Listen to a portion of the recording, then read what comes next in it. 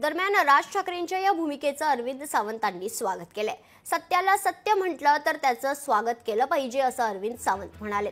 Election कमिशनचा कायदा बदलला जातोय असं राज ठाकरे म्हणाले होते। उद्धव ठाकरेंच्या भूमिकेचं राज ठाकरेंकडून समर्थन देखील करण्यात आलंय।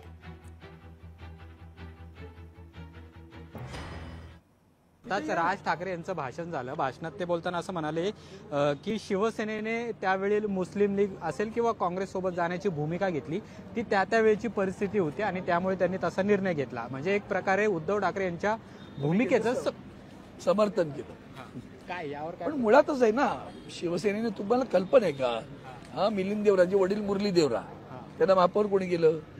शिवसेनेने। प्रणव मुखर्जी देशाचे राष्ट्रपती झाले, त्यांना मतदान कोणी केलं? शिवसेनेने। आमच्या शेखावत त्या राष्ट्रपती झाल्या तेव्हा भाजपचा उमेदवार वेगळा होता, शिवसेना शेखावतच्या बाजूने। आता त्यांनी भाषणामध्ये ईव्हीएम वर सुद्धा प्रश्नचिन्ह निर्माण केलेत। ज्या पक्षाचे एकच खासदार आहेत त्यांचे 43 आमदार निवडून आले, तुमच्यावर पण यांनी हे केलेले की तुमचे सुद्धा खासदार निवडून आले आणि तुमचे आमदार कमी निवडून आले।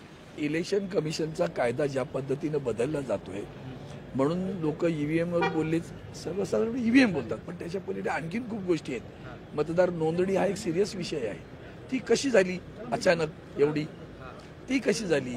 ती झाल्यानंतर मतदानाच्या दिवशी 5 ते 7 मध्ये नंतर झालं।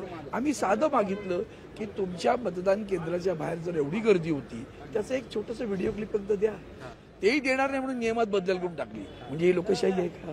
ही लोकशाही आहे, ती लोकशाही। राज ठाकरेंच्या भूमिकेत बदल होतोय, स्वागत करा। असं नाही, भूमिकेत बदल होतात, पण मला असं वाटतं की जे सत्याला सत्य म्हटलं तर त्याचं स्वागतच केलं पाहिजे। काल जे उद्धव ठाकरे आणि चंद्रकांत दादांची भेट झाली नगरमध्ये एका सोहळ्यामध्ये, तर दादांनी त्यावर स्पष्टीकरण दिले, पण काल दादा असं म्हटले की या सुवर्ण क्षणाची मी सुद्धा वाट पाहतो युतीची। तर शिवसेनेकडून त्यावर मी बोलणं योग्य होत नाही। रस्त्यात भेटलो, आता आम्ही एकत्र होतो, काय करणार मी सांगू? अशा भेटीगाठी होत राहतील, त्याला काय शत्रुत्व थोडंच असतं। लग्न जमले, लग्न समारंभात आम्ही काही राजकारण बघणार? मी यांना विचारलं का की मला तुम्ही सन्मानित करताय तेव्हा व्यासपीठावर कोण असणार आहे?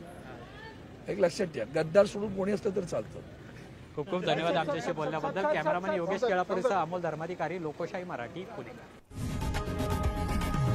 लोकशाही मराठी ऐका, पहा, जागरूक रहा।